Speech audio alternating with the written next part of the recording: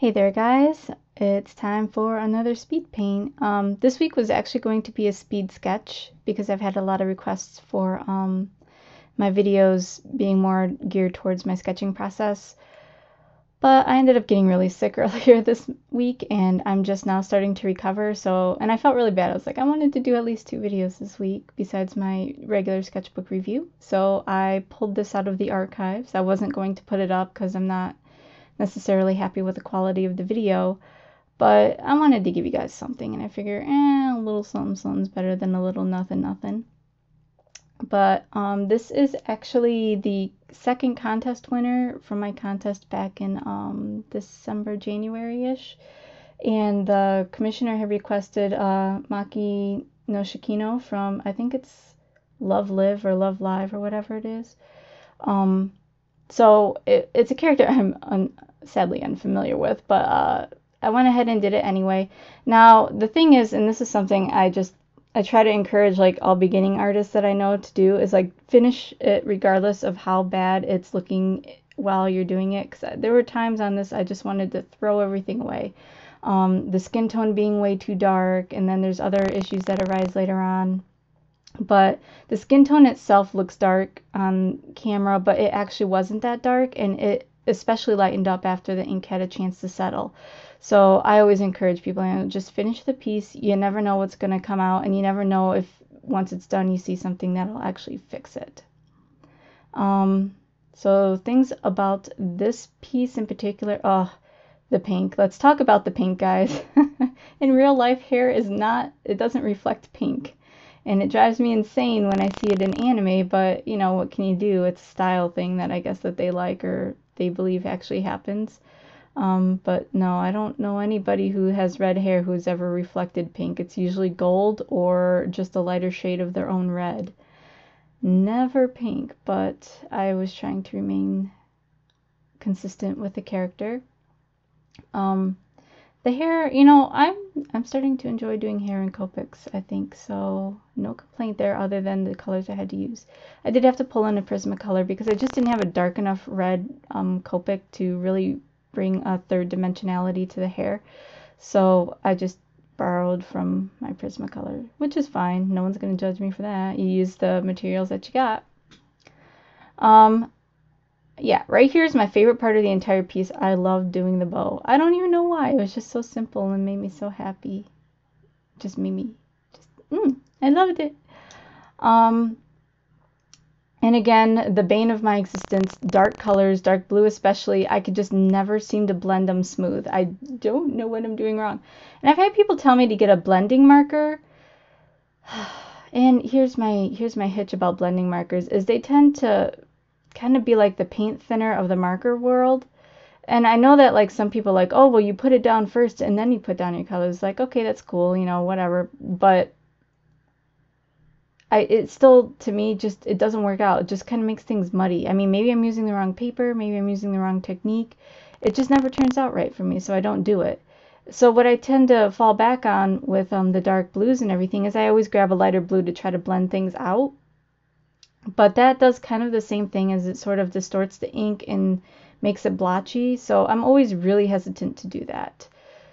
Oh, and here's another good thing for you new artists. If you're doing Copics, like, plan things out. Because here I am just...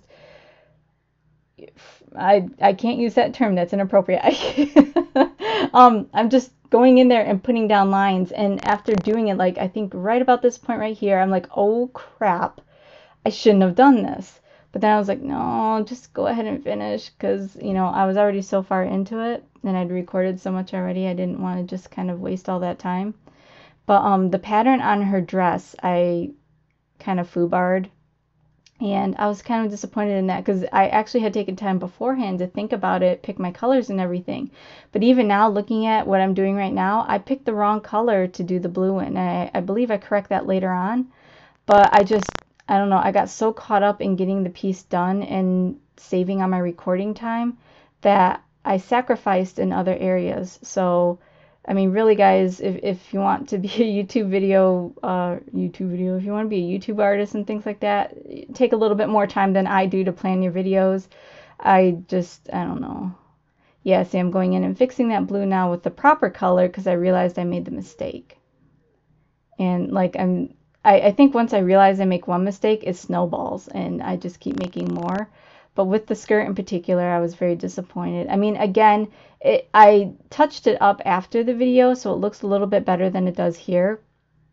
But if I had just taken like just a couple more minutes to plan things out really, really well and sketch things out even just lightly, it would have been a whole lot better. So I'm a little disappointed in myself there, but overall the piece itself is still pretty good. I'm happy with it.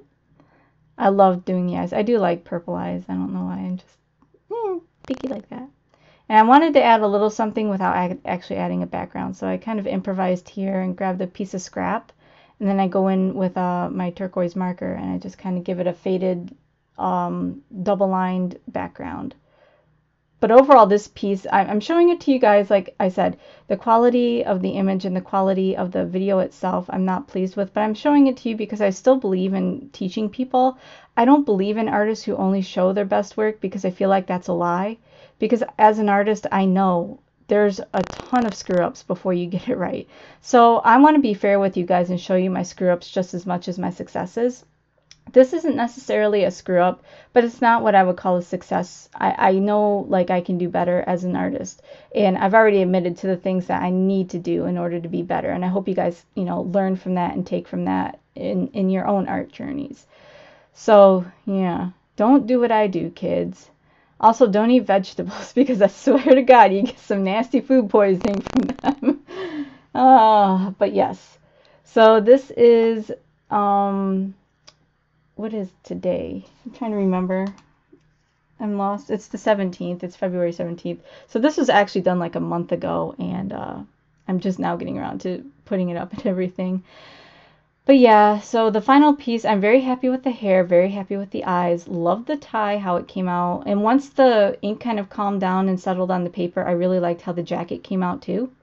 It's just that when the ink is still wet, you kind of see those wet differences, and that kind of throws off the color on the camera.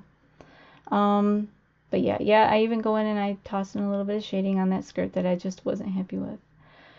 But that's it for this video, I guess. I hope you guys learned something from it. I know I did. And if you enjoyed it, like and subscribe, comment below, and I will see you guys in the next video.